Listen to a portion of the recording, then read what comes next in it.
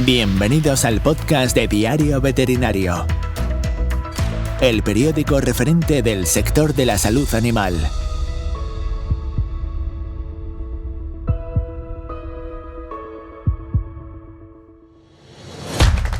Hola a todos, somos Fernando Sarrate y Sergio Barbero. Y en este espacio vamos a dar una visión profunda y objetiva a la actualidad veterinaria. Un espacio de análisis que se centra en lo que más te interesa, para que la información llegue a ti sin filtros, sin rodeos y de la boca de los protagonistas. ¡Empezamos!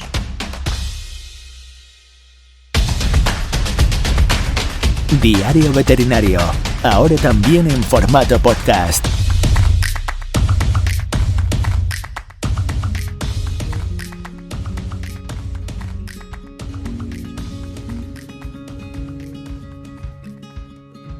El pasado mes de abril se reunió en la Universidad de León la Conferencia de Decanos y Decanas de Facultades de Veterinaria de España.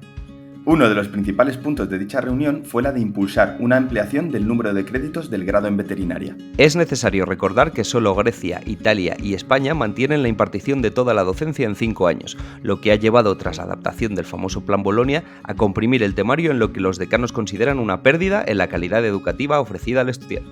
Hoy abordamos este y muchos otros temas relacionados con la formación universitaria con Consuelo Serres, actual decana de la Facultad de Veterinaria de la Universidad Complutense de Madrid y presidenta de la Conferencia de Decanos y Decanas de las Facultades de Veterinaria de España. Hoy en el podcast de Diario Veterinario tenemos a Consuelo Serres, que es presidenta de la Conferencia de Decanos y Decanas de las Facultades de Veterinaria de España y decana de la Facultad de Veterinaria de la Universidad Complutense de Madrid. Consuelo, muy buenas noches, gracias por estar en Diario Veterinario. Buenas noches, Fernando, buenas noches, Sergio. Muchas gracias por invitarme a participar. Vamos a hablar un poco de la situación del grado en veterinaria, no solamente en la Complutense, que es tu facultad, sino en toda España, como presidenta que eres. Y bueno, queríamos hablar concretamente también de ese tema que se ha estado nombrando sobre la intención de ampliar el plan de estudios a 360 créditos. Nos gustaría que nos explicaras un poco esta iniciativa, de dónde sale, por qué creéis que es necesario y qué haría falta para que se empezara a materializar esta iniciativa.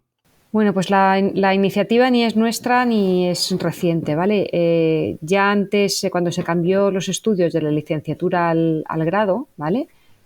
Tras la transposición de una directiva de 2005, todos los estamentos y hasta el libro blanco de veterinaria solicitaba que el grado tuviese 5 años y medio, porque esta directiva nueva ampliaba los estudios de veterinaria con un semestre completo de inmersión en la profesión. Un rotatorio clínico, un rotatorio en producción animal, en higiene y demás, que limitaba o comprimía el resto de contenidos a 4 años y medio, si nos quedábamos en 5 años. Entonces no se vio factible, el Ministerio de Universidades no optó por ese plan de 5 años y medio y nos dejó en 5, y los años han demostrado que no funciona. Estamos, en este caso, todas las facultades de España con distintos planes de estudio, que es lo que más nos ha costado entender, explicar a la gente que cada facultad hizo su plan de estudios diferente. No nos parecemos en nada, nos parecíamos poco en la licenciatura, en el grado no nos parecemos en nada, y ninguna facultad está conforme con el plan de estudios. No hay una concentración de materias en los mismos cursos y mismos semestres que no permita al estudiante interiorizar los contenidos, ¿no? Se nos montan contenidos de fisiología, con patología, con histología, cuando tenían que ser como progresivos, ¿no? Tendríamos que tener una temporalidad que nos permitiera, pues, dar diagnóstico por imagen después de dar ciertas patologías, por ejemplo.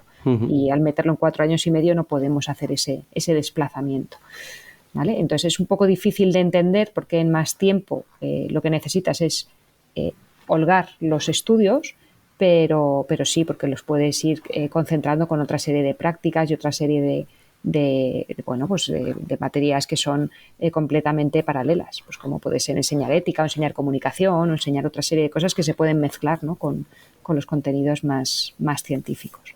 Pero lo llevamos pidiendo prácticamente desde el principio del nuevo grado. Posteriormente a la directiva del 2005 salió una directiva del 2013 que no hemos traspuesto a un Real Decreto y que no hemos adaptado nuestra normativa, nuestra orden EFI, y es urgente hacerlo.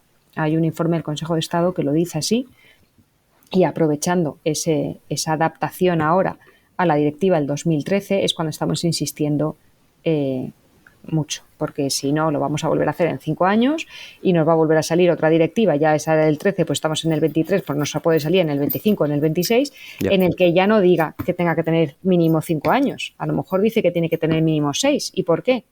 Porque ya solo quedamos 2 países en Europa que lo tenemos en 5 años, que somos Grecia y España. Los demás, o con el examen de estado, o con 5 años y medio, o con un curso previo a la entrada en veterinaria, ¿vale? Los demás, entre unos formatos y otros formatos, ya tienen 5 años y medio, o 6, o incluso 7, como en Francia. Esto puede influir también, Consuelo, en las salidas laborales que tengan los futuros veterinarios en un entorno europeo. El que sea una duración más corta puede perjudicarles en el futuro a la hora de encontrar trabajo en otro país. Totalmente. Mira, las acreditaciones de la EBE, que tanto nos habéis oído hablar y que son nuestro sello de calidad, y que ya además cada vez está más reconocido, porque al principio de la EAEB éramos el único estudio universitario que tenía una acreditación europea, por decirlo de alguna manera, fuimos pioneros como profesión en eso. Ya ha evolucionado, es una evaluación que está avalada por una agencia de calidad europea que se llama ENQA, está, casi les van a empezar a homologar con las acreditaciones ANECA, etcétera, etcétera, o sea que es una evaluación que no nos inventamos nosotros y que la queremos, sino que es obligatoria y en muchos colleges la están exigiendo para poderse colegiar por ejemplo, en el Reino Unido. Si no estás acreditado por la EAEB, no te dejan colegiarte, ¿vale? Ese es un ejemplo que es real y actual. Bueno, pues para poderte acreditar en esta agencia hay unos indicadores que se sacan de la media del resto de facultades. Entonces, si el indicador de número de horas prácticas empieza a subir porque todos están en 6 o en 7, pues en 5 no los vamos a poder meter. Por ejemplo. Entonces, hemos pasado esta acreditación este año pasado Córdoba y Extremadura, el año que viene nos toca Murcia, León y nosotros, y tanto a Córdoba como a Cáceres les pusieron las mismas exigencias que nos pusieron a nosotros ya en el 17, y era ese aumento de horas clínicas, ¿vale? Y tuvimos que meterlas en el 17, pues había que pasar la acreditación, entonces tuvimos que retirar otra serie de formación que nos parecía muy importante también, ¿vale? Pero metimos esas horas clínicas y ahora lo han tenido que hacer Córdoba, lo ha tenido que hacer León, y cuando lleguemos nosotros, si nos hacen meter más, no sé muy bien qué tenemos que retirar para meter estas horas, ¿no? Claro, estamos en la situación en que para poder hacer más, para poder incluir en el currículum más horas prácticas, estamos, como decías, apartando o apretando, ¿no?, otros contenidos que también resultan interesantes. Por eso, para que la gente lo entienda, ¿no?, la idea sería un poco dar más espacio para que puedan estar más acompasados los contenidos y además se pueda, planificar o incluso promocionar un poco la inversión, como decías, en el mercado laboral. Claro. Y descomprimir, sobre todo es descomprimir porque los contenidos al final no los hemos quitado, los hemos comprimido. Claro, ¿vale? De hecho la sensación, nosotros somos los dos veterinarios y de hecho exalumnos tuyos, la sensación en la carrera era que siempre íbamos con la lengua fuera, ¿no? Eso supongo que seguirá pasando y quizá todavía más, dado que el plan Bolonia nos pilla. Claro, si terminasteis antes del 17, todavía más. Exacto.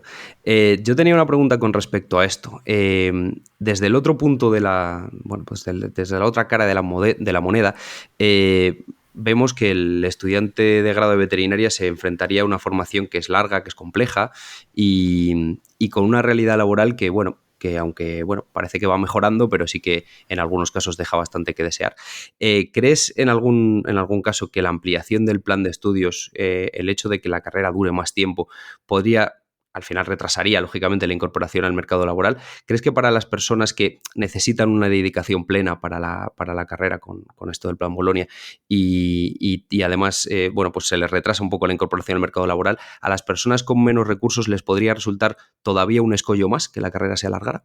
Voy a haceros una pregunta muy indiscreta. ¿Cuántos años terminasteis vosotros la carrera? ¿En cuántos cursos o en cuántos años? Yo lo digo abiertamente, 7.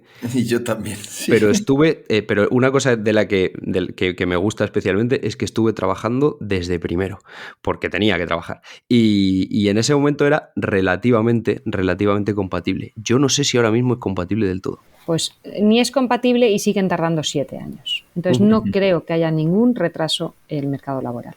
Creo que vamos a poner los estudios en el orden y en los tiempos y en la condensación de contenidos para que la gente pueda terminar a curso por año. Esa es la idea. O sea, el problema es que nuestro plan de estudios y nuestra negativa a no pasar estas acreditaciones europeas y meter todos los contenidos y todas las horas en estos 5 años, pues hacen que la gente no pueda terminar en 5 años directamente. Entonces, no creo que sea un problema de retraso laboral, al revés. Creo que saldría la gente con más ganas de trabajar y no tan quemados que salen ya directamente desde el grado, porque les ha costado un esfuerzo pues inhumano, ¿no? De no estar horas en casa, parece que hacen más guardias que se están luego trabajando fuera. O sea, Sergio, que no nos tenemos que sentir tan mal por haber tardado 7 años. Yo también trabajé durante la carrera, tengo que decirlo. Te quería preguntar, Consuelo, ¿qué pasos son necesarios entonces para que se materialice esta ampliación del plan de estudios? Bueno, pues el paso que necesitamos ahora y en este contexto de gobierno y de cerca de las elecciones es que todos los actores estén de acuerdo, que la tramitación sea rápida, que no haya discusiones y demás. Nos hemos puesto de acuerdo todas las facultades, nos hemos puesto de acuerdo con la Asociación Nacional de Estudiantes de Veterinaria, nos hemos puesto de acuerdo todos los rectores, hemos puesto de acuerdo al Ministerio de Universidades y tenemos que poner de acuerdo al resto cuando subes ya de la negociación técnica, por decirlo de alguna manera, de los que están desarrollando ese Real Decreto y llegas a la parte política, pues a los otros actores que hay, ¿no? Al Ministerio de Sanidad, al Ministerio de Hacienda, al de Economía, tenemos que estar todos de acuerdo. Y ahí es donde estamos ahora negociando, ¿no? Que lo vea todos tan normal como lo vemos nosotros, porque hay que volver a empezar a explicar desde el principio que ampliar un año más no va a ser seguir condensando otro año más los contenidos, sino que nos va a permitir espaciarlos, que no se va a retrasar la salida laboral, que prácticamente no le va a costar dinero a los estudiantes porque las segundas matrículas son mucho más caras que un sexto curso, ¿vale? Entonces, no creemos que ninguno de esos problemas que nos están exponiendo de verdad se materialicen, bueno, pues como los que tienen miedo porque no conocen el sector. ¿Y hay alguna fecha a tope que os habéis puesto como un poco para marcar? Oye, en principio ya, o sea, estamos en la cuenta atrás. En octubre hay elecciones y hay que volver a explicar todo de nuevo desde el principio y tendríamos que volver hacia atrás. De hecho, la Asociación de Estudiantes es la que pusimos de acuerdo, ya han terminado el grado, ¿sabes? Son nuevos, se tienen que ir pasando la información de unos a otros. Entonces ya estamos empezando a cambiar a estos actores y no podemos esperar a las elecciones. Entonces, yo ya estoy pidiendo citas todos los días y al que se me retrasa 24 horas en contestar, pues le estoy llamando a diario. Porque esa es la idea. Está todo hecho. Está la orden ECI redactada, están más o menos los créditos distribuidos. No sé si conocéis la orden ECI, pero no es un plan de estudios, ¿vale? Distribuye los créditos en grandes bloques y ya están hablado con todas las facultades, repartidos en sus bloques y donde se ampliarían. Básicamente la ampliación gorda va a la parte clínica, a esta que nos exige más estos indicadores o donde vemos que fallamos más las facultades españolas, y el resto lo que se hace es distribuirlo en 5 años y no en 4, ¿no? En 4 y medio, que es lo que tenemos. Entonces, bueno, que se pongan de acuerdo y que cuando se ponga esto a negociar encima de la mesa para empezarlo a tramitar, no haya discusiones, porque a estas alturas ya políticamente no se quieren discutir temas. Es una cuestión, por tanto, ya de pedagogía política, ¿no? Casi con actores que no somos nosotros mismos, no somos el conjunto de las facultades de veterinaria. Volviendo a la tierra un poco, dejando ese mundo político que quizá a algunos de los oyentes les suene tan ajeno, me gustaría que como presidenta de los decanos españoles le dieras un consejo a unas recomendaciones a un estudiante hipotético que esté acabando la carrera, que no sepa muy bien todavía a qué dedicarse y bueno, y el que sí que tenga claro un campo específico, pues, ¿qué le recomendarías? ¿Cómo ese estudiante de último año, qué consejos le darías para que se metiera de lleno en el mercado laboral? Pues yo le diría, lo primero, que es lo que estoy viendo ahora, que no lo abandone antes de terminar. O sea, que por lo menos lo pruebe una temporada en el campo que quiera, que más le guste. Hay trabajo, vosotros lo sabéis, hay trabajo para todas las áreas. Antes de decir, no, es que en pequeños animales no hay trabajo, se pagará más menos bien, pues porque también hay que pagar alquileres, hay que cobrar un precio a un propietario y a lo mejor los márgenes no son tan altos como debían, o lo que sea, pero trabajo hay y oportunidades hay. Y hay que probarlo. Todos los sectores son duros de trabajar. Es que acaban muy cansados de la carrera y lo que hay que animarles es a trabajar. Y hay otra cosa que me preocupa en los recién terminados, que es su sensación de que no saben nada, de que tienen que ponerse a estudiar cuando acaban la carrera para el trabajo al que van a entrar. Esa la hemos tenido todos, desde luego que sí. Y eso es natural, es lo que tienes, el vértigo que tienes cuando acabas el grado, y ahora les es muy difícil tirarse para adelante y tener esa valentía de pensar, o esas herramientas de, bueno, pues voy a explorar el caso, me voy a dedicar un tiempo a estudiar, no pasa nada si tengo que decir, oye, vamos a hacer unas pruebas y vamos a evaluarlo despacio, porque los conocimientos están ahí y terminan saliendo, y todos lo sabemos, que hemos salido de las situaciones más raras. Yo les digo siempre, yo todos los años me encuentro un caso que nunca he visto. Y llevo 25 años trabajando, entonces no puedes ver todo antes de ponerte a trabajar.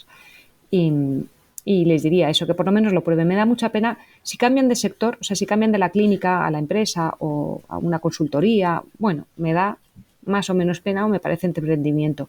Pero cuando dejan la profesión sí me da mucha pena, porque han hecho mucho esfuerzo ellos y sus familias como para que al terminar lo quieran dejar, que es lo que estamos viendo.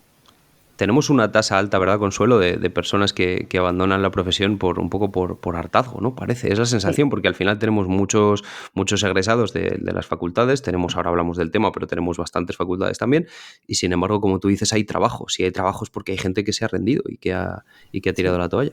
Sí, tengo ahí en la feria de AMBAC que expusieron el estado del sector y está fenomenal hecho, pero una de las comparativas que han hecho, y los científicos en estadística entendemos, es que si todos los años se contratan 3.000 personas veterinarias y nosotros no fabricamos 3.000 estudiantes veterinarios todos los años, es que faltan estudiantes de veterinaria y faltan facultades.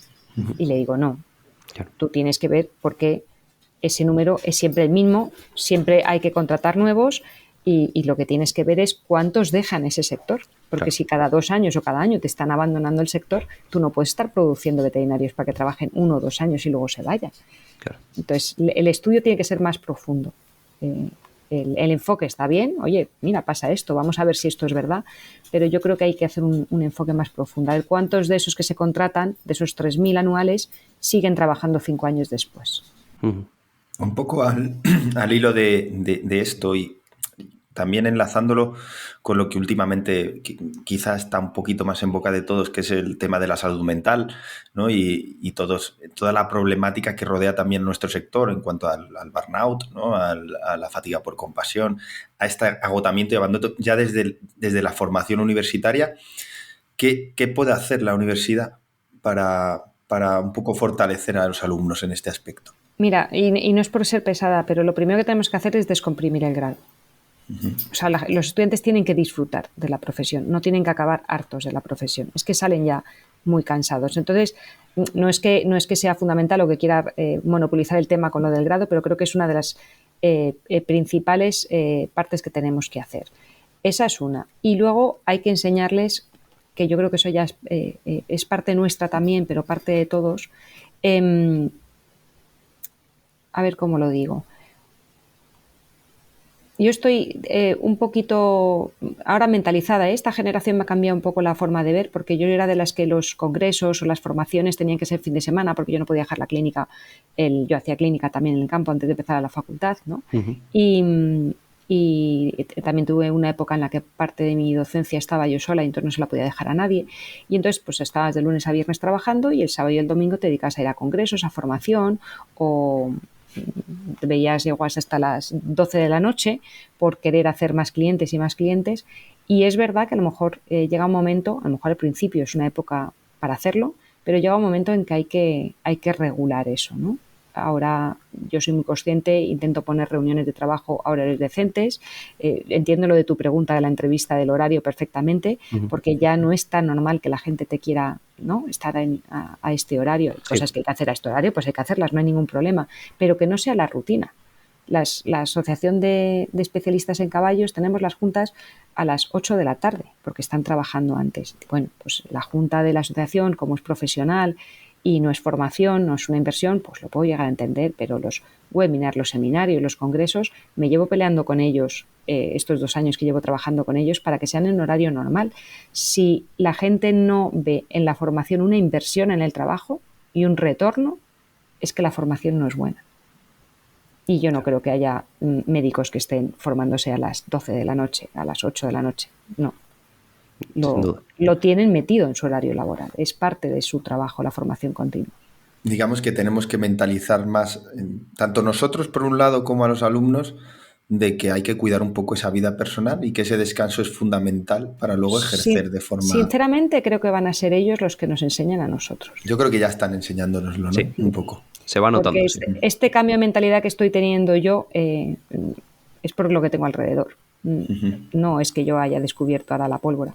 Es que, bueno, pues es que a lo mejor tienen razón en parte de ello, ¿no? A lo mejor no está ni tanto como lo ven ellos, ni tanto como lo veíamos nosotros, y está en un término medio, pero sí, yo creo que van a ser ellos los que cambien esta sociedad en ese sentido.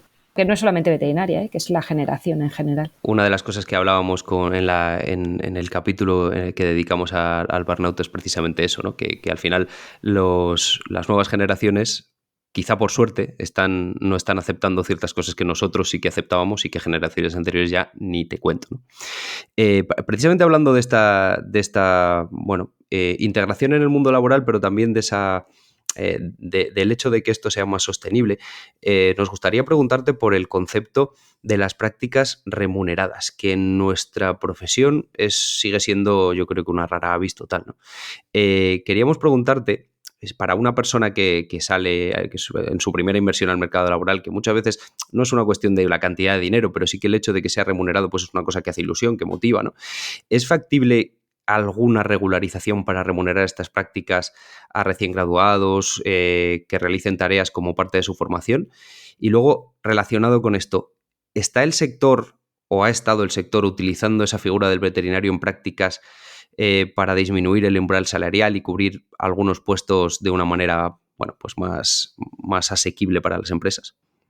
A ver, la parte de la remuneración de las prácticas es complicado porque la remuneración viene de las empresas, ¿vale? Entonces, todas las prácticas extracurriculares que llamamos nosotros, que son en el grado, en nuestro grado esas prácticamente no hay ninguna remunerada, o sea, por no decir el 99,9%, cosa que no pasa, por ejemplo, en informática. Claro. ¿Vale? En informática todos son remunerados, todas las que están dentro del grado también. Y luego de las prácticas, el problema que tenemos también las curriculares es que en algunas facultades, por ejemplo en la nuestra, son muy pocas horas, las curriculares. Entonces a la empresa no le merece la pena pagar por 2 semanas de un estudiante, porque el retorno que va a tener esa empresa por ese estudiante va a ser muy poco. Pero sí tenemos las extracurriculares y ahí sí sería bueno, no te digo regularlo, pero que las empresas pensaran si les compensa tener a una persona más tiempo fijo, con un compromiso mayor, porque le está haciendo esas prácticas remuneradas, ¿no? Yo las prácticas extracurriculares las hay muy variadas, pero hay gente que va los sábados por la mañana a una práctica o se dedica a ir el mes de julio, que lo tiene, ¿sabes?, intensivo, pero no hay un compromiso a largo plazo con esa empresa. Y la verdad es que es la mejor figura para que tanto los empresarios conozcan a los posibles futuros contratados como para que los estudiantes conozcan lo que es el mercado laboral antes de salir y no se estrellen cuando sale. Entonces, bueno, es una cuestión más que regularizar, que a lo mejor hay que negociar o hablar con el sector. Ahora que está tan de moda, que el sector está cambiando tanto, pues a lo mejor es una manera de poder ahora entrar a través de los grupos y de las empresas, pues hablar, ¿no?, de esa figura de prácticas remuneradas. Es un tema, por tanto, que depende más de las empresas o del sector empresarial, que supongo que, como decías, también puede ser interesante para ellos, porque ellos precisamente son los que están ahora mismo buscando talentos y además parece que es una cosa que les está costando bastante, ¿no? Sí, es una posibilidad de encontrar talento, efectivamente, y poder, bueno, pues poderlos ver de cerca. Yo volviendo un poco al temario, a esa formación que reciben los estudiantes, pues gran parte de los veterinarios que van a salir de las universidades, sobre todo clínicos yo creo, ya sean de grandes animales, de pequeños, van a terminar trabajando como autónomos. Una de las demandas históricas de los licenciados, graduados ahora, es la falta de conocimientos en gestión empresarial o incluso a la hora de enfrentarse en el ámbito laboral, de interpretar simplemente una nómina, ¿no? ¿Se contempla en algún caso incluir temario que esté dedicado a este conocimiento en el futuro temario del grado? O sea, ahí sí, ahí no puedo hablar como presidenta de la conferencia porque ahí tengo diferencias con mis otros decanos, ¿vale? Ahí hablo como decana de la Complutense. Yo creo que esos conocimientos son tan básicos que deberían estar antes de la universidad. Es que valen para cualquier profesión. Entonces, ¿qué quitamos? ¿Que sepan de higiene o que sepan de la base de la bioquímica de la ciencia para hablar en gestión? Yo creo que es importante. Y creo que es importante tener una posibilidad de que se formen en eso con optativas, por ejemplo. Porque el que quiera trabajar luego y vaya a hacer una oposición y no le interese nada eso, pues a lo mejor no coge esa optativa, ¿no? Hay una figura que se llaman asignaturas transversales, ¿vale? Que se pueden programar en cualquier facultad de la universidad y el estudiante se puede matricular. Y entonces que pueda elegir entre pues realizar una asignatura de análisis clínicos, que tenemos nosotros de optativa, o una de gestión empresarial, porque su objetivo futuro es trabajar como autónomo porque se va a especializar en ecografía, por ejemplo, o cualquier otra figura de las que conocemos, ¿no? De clínica de pequeños. Pero meterlo en el grado como tal, y tal cual encima está el sector de la clínica ahora, ¿vale? Las de grandes animales son casi todos autónomos o pequeñas empresas, pero los de pequeños animales, por lo menos en las grandes ciudades, muchos son grupos y van a ser asalariados, va a cambiar un poquito el sector. Entonces, bueno, ¿qué le haces? Gestión empresarial como empresa, nómina para ellos mismos, salario bruto, neto, te tienes que meter ahí en unos conceptos muy variados. Pero sí, yo creo que es una formación fundamental que debería tener cualquier graduado de veterinario o de cualquier otra cosa. Y si no la dan antes en los institutos o en los colegios, pues a lo mejor hay que meterla en la universidad y dar la opción para que lo puedan coger. Claro, lo que pasa es que, como decías, ya tenemos bastante apretado el currículum, ¿no? Como para meter otras cosas que sí es verdad que pueden ser interesantes, pero claro, al final quitan horas, ¿no? Lógicamente. Hablando un poco de One Health, como solemos hacer en este podcast, ¿qué haría falta para que de una vez se incluya a los veterinarios en la formación especializada del Sistema Nacional de Salud? ¿Crees que la universidad puede hacer algo al respecto? Bueno, están haciendo y la organización colegial también. Nos va a costar, ¿eh? Nos va a costar un poco porque los demás sectores son mucho más grandes y mucho más fuertes, ¿vale? Entonces, bueno, nosotros tenemos nuestras competencias definidas, simplemente hay que explicar bien que no vamos a quitar el trabajo a nadie, que es la parte que es nuestra, y hay que empezar a definir las especialidades que son nuestras propias, ¿no? Y luego ya pues vamos metiéndonos en las que podemos estar en los demás. Los biólogos lo consiguieron, bueno, pues es cuestión de estar ahí luchando. Yo sé que el Consejo hay una parte fundamental que es la salud pública que quiere incidir mucho, la parte profesional le estamos incidiendo más en las partes clínicas y sé que están trabajando y puede que tengáis novedades para la semana que viene. Entonces, vamos a ver. A ver si podemos y empezamos primero por nuestra casa y luego... exclusiva. A ver si tenemos exclusiva. Primero por nuestra casa y luego empezamos a meternos en la casa grande del Ministerio de Sanidad. Bastante trabajo ahí, sí. Otra cosa que queríamos hacer referencia siempre que hablamos con personas que están dedicadas sobre todo a la formación, que son responsables de universidades, que son al final los pilares fundamentales de la profesión. Una de las grandes lacras que existe, y digo lacras un poco en palabras de muchas veces de responsables de las universidades en la educación veterinaria en España, es el gran número de facultades que existen por número de habitantes, siendo uno de los países europeos con un número mayor. Recientemente se creó una nueva facultad en la Universidad Europea y se habla de que se van a abrir un nuevo centro en Murcia, donde ya existe una. ¿Qué opinión te merece esa especie de atomización un poco de las facultades en España? Pues vamos a ver, vamos por partes. Ahora mismo hay trabajo y yo no puedo decir hasta que no analicemos bien los datos que de verdad necesitamos más o menos estudiantes en España, porque es verdad que hay ofertas de trabajo que no se cubren, ¿vale? Entonces hay que replantearse y hay que hacer ese estudio, y tanto AMBAC como el Colegio de Madrid suelen ser bastante activos en este tipo de estudios y sé que están en ello. En cuestión, por ejemplo, de las privadas en Madrid, ¿vale? De la europea, hablando un día con una de las rectoras de la universidad, de una universidad privada, me decía que ellos trabajan por oferta y demanda. Hay muchísima demanda de estudios de veterinaria y hay trabajo para universidades como si se pusieran 7 en Madrid. Bueno, ahí empezaríamos en la calidad y en qué te metes, si luego tienes salidas de trabajo, si no, lo que cuesta, lo que no cuesta. Lo que no estamos tan de acuerdo, y no lo vamos a estar nunca, es que se abran universidades en sitios donde se perjudique a las que ya están, como es en el caso de Murcia. Murcia tiene una facultad que a duras penas puede colocar a sus estudiantes en sus prácticas, en empresas, en las visitas a las granjas y demás, como para colocarle otra facultad privada al lado, ¿no? Que además compiten con distintos recursos, distintas formas de trabajar, y lo que no sabemos es si en Murcia además va a haber suficiente clientela para esa universidad privada y van a poder montar otro hospital, otra granja, ¿vale? Otra planta piloto que dé una calidad suficiente, porque el título español es el título español. Una vez que sale la universidad privada, imaginaros que se duplican las facultades en España.